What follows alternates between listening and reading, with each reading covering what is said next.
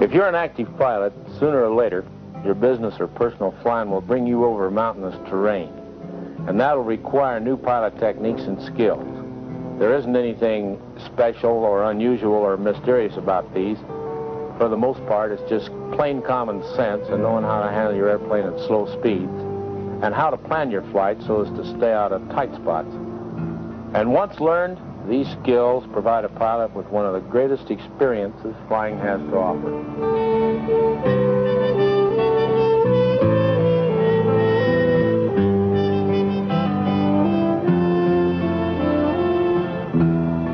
My name is Rocky Warren, and I've been flying this mountain country for 28 years. And one thing I've learned is a lot of respect for the mountains. In Colorado alone, there are 1,500 peaks, more than 10,000 feet high, and there are over 50 that reach 14,000 feet. And if nothing else, terrain like this can take an awful lot of learning and teach a man patience.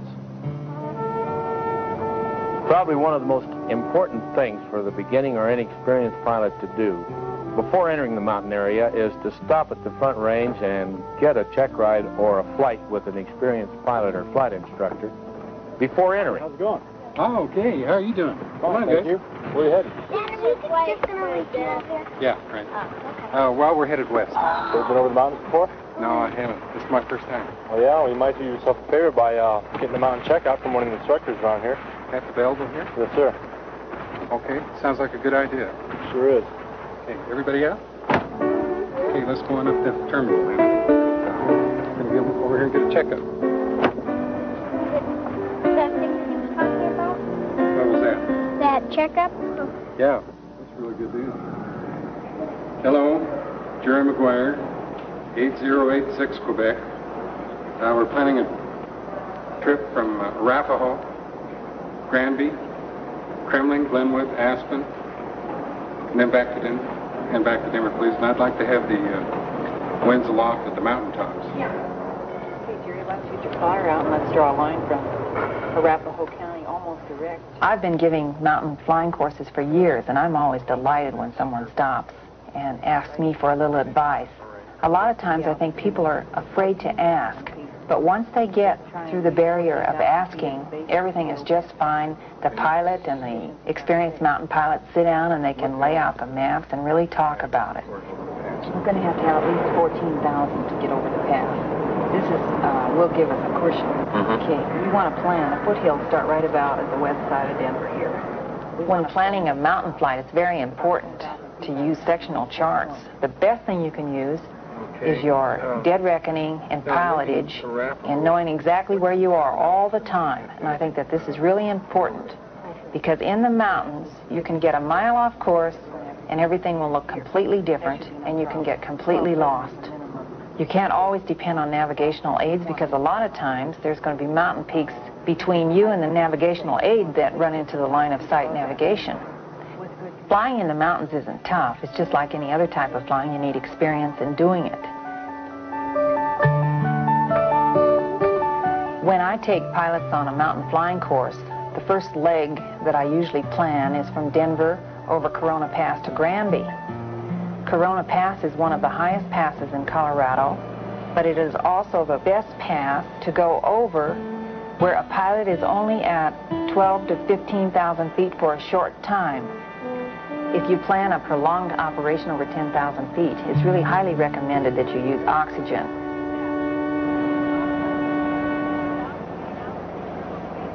The best way to minimize turbulence in the mountains is to get out and get an early start. Fly when it's either early in the morning before the cumulus start to build on the mountaintops, or late in the evening when the temperature has started to go down.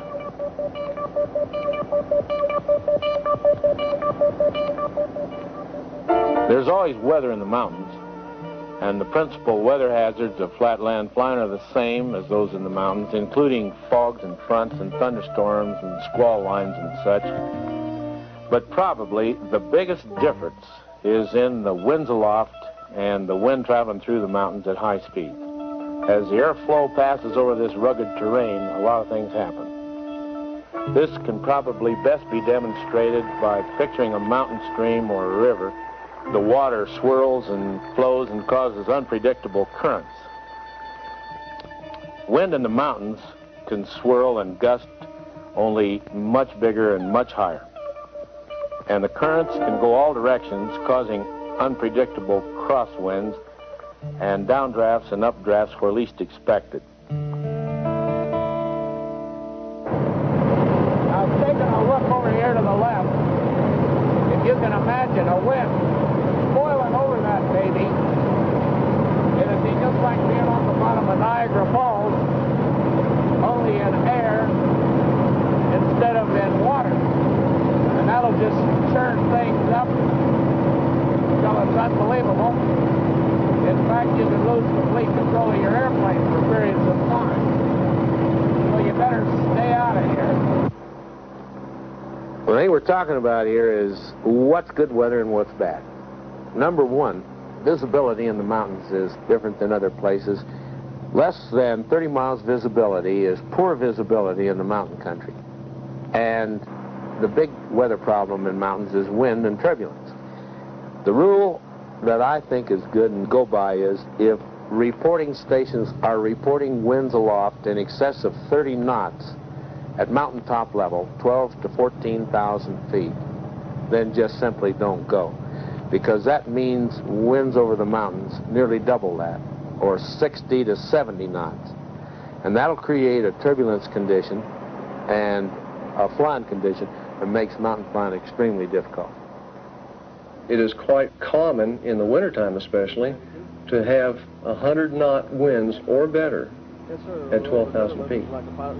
In the mountains we have the Venturi Effect due to the fact that there's two large peaks on either side of a valley, so to speak, and as the wind comes in, it is restricted as it goes between the peaks, and when it goes between the peaks, the velocity increases. In some cases, the airplane is completely uncontrollable, and you cannot get across the mountain.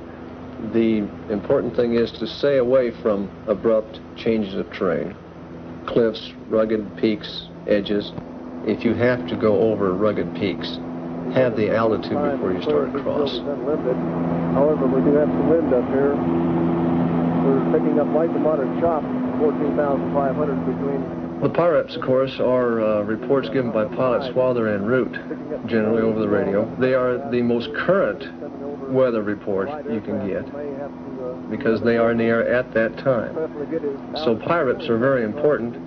However, the time I may be over the Continental Divide, it could be one thing. By the time the man leaves Denver and gets the Continental Divide, it could be completely obscured in IFR. I have seen times when I departed Denver, it was clear, the divide was clear, there were a few high scattered clouds and so on and so forth, but there would be snow showers laying south, and by the time you get the divide would be completely obscured in IFR. And I've seen that happen in a matter of 7 minutes.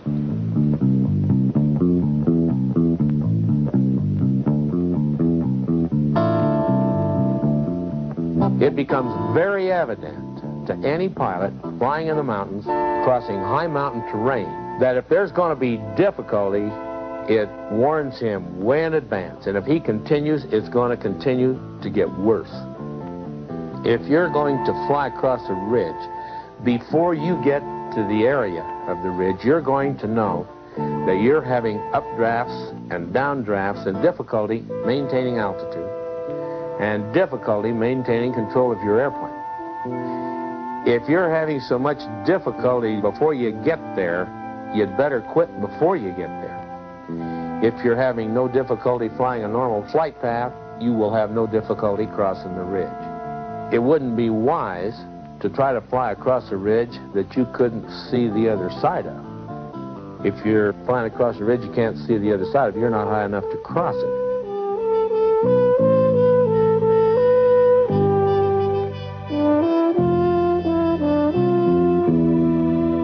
Don't fly up the middle of a canyon. Well, of course not, you know. Don't drive the wrong way on a freeway either. That's bad news too.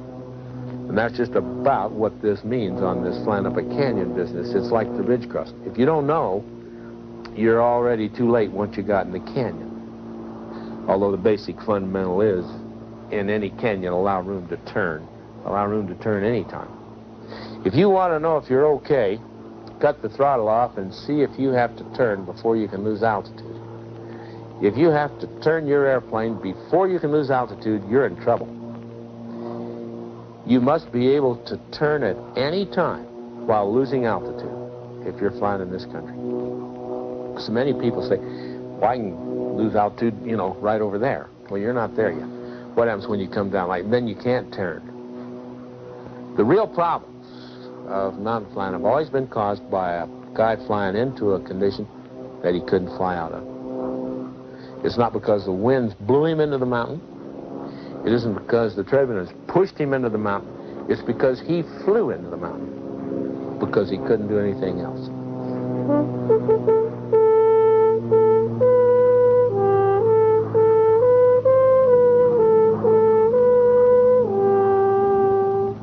Airplanes on both sides of Monarch Pass are explicit evidence of the fact they couldn't do anything else.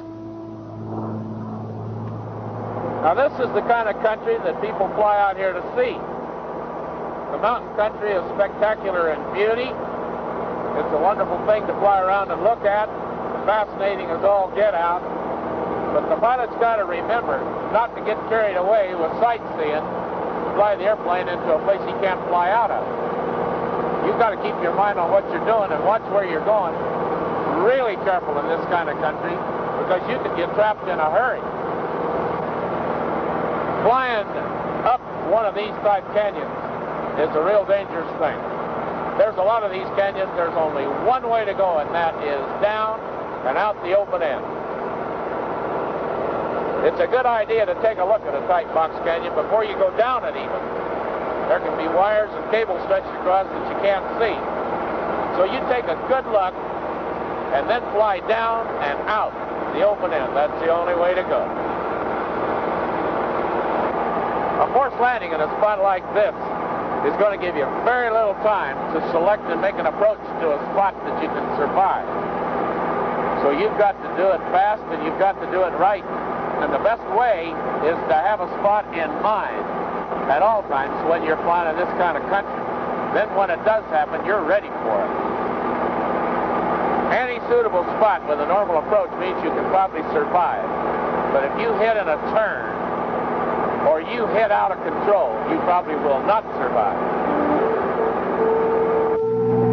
We're trying to prevent people from having accidents in the first place, but assuming that we're not going to be 100% successful, there's got to be some way we can get the word out to people how important it is to pre-plan things. The pilot discipline that's necessary to survive in any kind of flying, but particularly in adverse flying conditions like the mountains. It's just like a good pre-flight or filing a flight plan. The pilots who use all the preventative measures that they have available to them are usually the last ones you ever have to go out and look for. One of the things that people that are not from this area don't realize is that it's easy to freeze to death in the middle of summer here at extreme altitude if you have to spend a night or two at 14,000 feet on any of the higher peaks.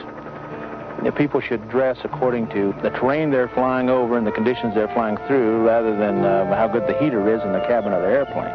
At least if they're not dressed that way, they should have it very close to them so that they can reach it from their seat.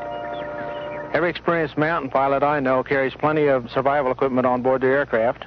Items such as the bedroll here and the space blankets, first aid equipment, survival equipment, smoke flares and very pistols, utility equipment such as knives, pair of pliers, survival rifle, a .22 rifle that floats with 200 rounds of ammunition, approximately 2 weeks of food, more utility equipment, banners, signaling banners, and so on.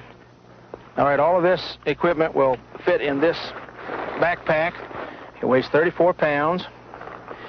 The important thing to remember is, whether it's large or small, you need to carry survival equipment. It's a real good idea when you're landing at an unfamiliar mountain airport to make a pass over the field, not only to take a look at the airport surface, but to check the terrain on both ends to see what you're faced with in case of a go-around. There are many mountain airports that there's only one way in and one way out, regardless of the wind, and you really want to know what you're going to be faced with. So a pass over the field, if you're unfamiliar, is a real good life insurance policy. It's a common mistake when approaching a mountain airport to approach at too high an airspeed. Normal airspeed should be used, although that will result in a faster ground speed. The apparent speed will be much greater, but normal airspeed should be used. So come in at a normal high approach, reduce the power as you approach, use your flaps as needed, and keep that airspeed normal. We're approaching Gunnison Airport at the right angle, at the right speed, and this will result in a perfectly normal landing, however, at the higher ground speed. A low, long approach should be avoided at all costs. This is extremely dangerous, so make a normal approach, avoiding a long, low. Use the flaps as necessary, and you'll have a normal landing.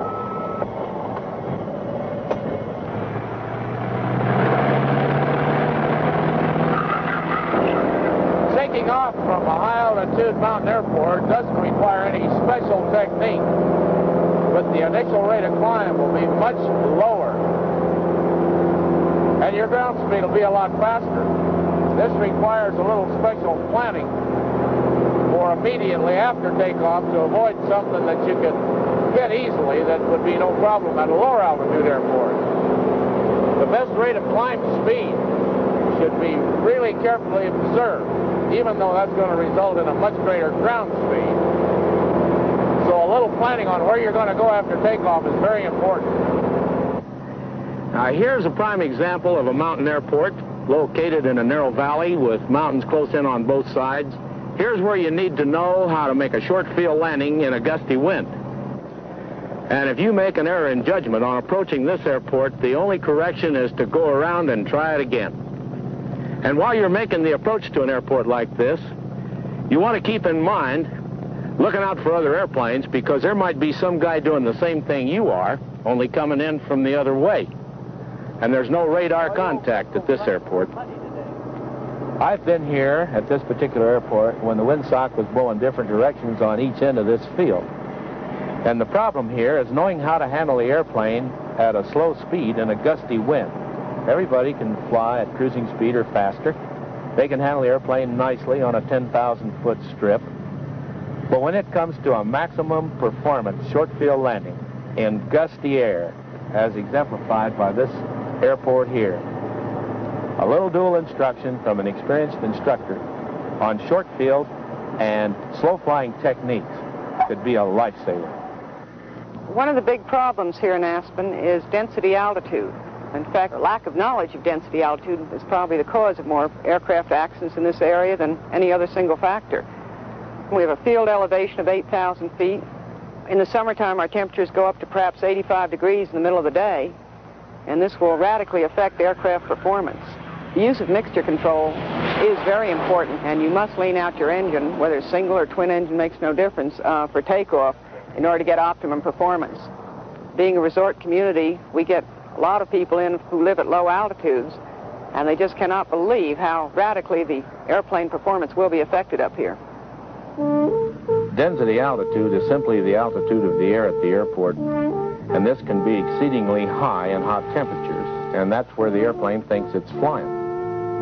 At 14,000 feet, no one expects an airplane to climb rapidly, or certainly not as rapidly as at sea level.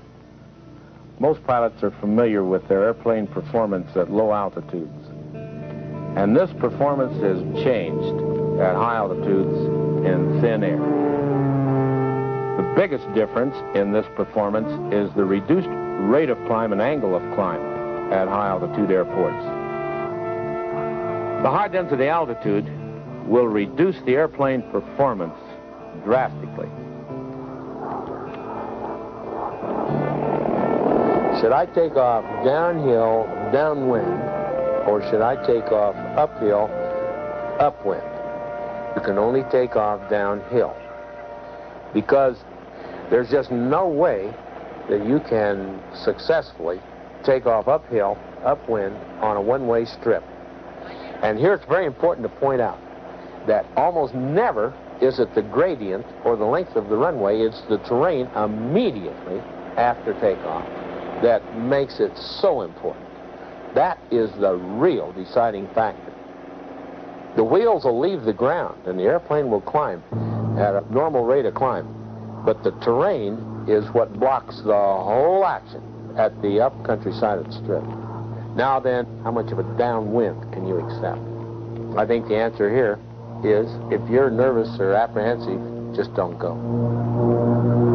We have a runway gradient here of nearly 2%. It's very significant and really affects an airplane's performance. Local pilots here never take off uphill, which would be taking off towards town. We do all our takeoffs to the north on runway 33, and we land on 15.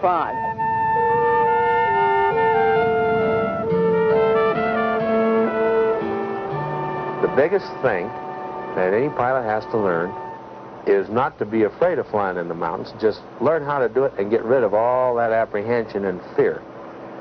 Ignorance is the thing that creates fear, and fear is the thing that creates accidents. The final killer in most accidents is panic, created by a whole series of events. You're going to have a lot better chance of making it, number one, if you're not overloaded, if you're in a good performing airplane, and your pilot technique is average or better, and if you've had some experience at it. Things are going to be a lot more rosy than if none of those others are true.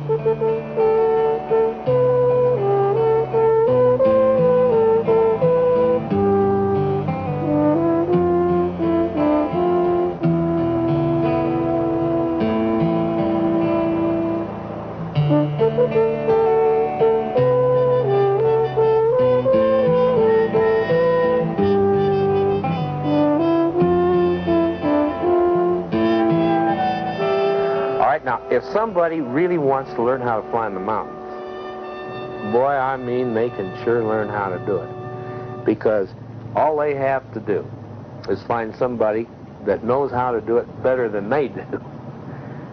And they can learn. Everything's capsulized these days, and if I had to capsulize mountain flying, I'd start by saying, learn how to fly your airplane, particularly at slow speeds, and make short field landings in gusty winds. And learn good weather from bad. And stay out of the mountains when it's bad, fly when it's good, and it'll be no trouble, and you'll have a good time.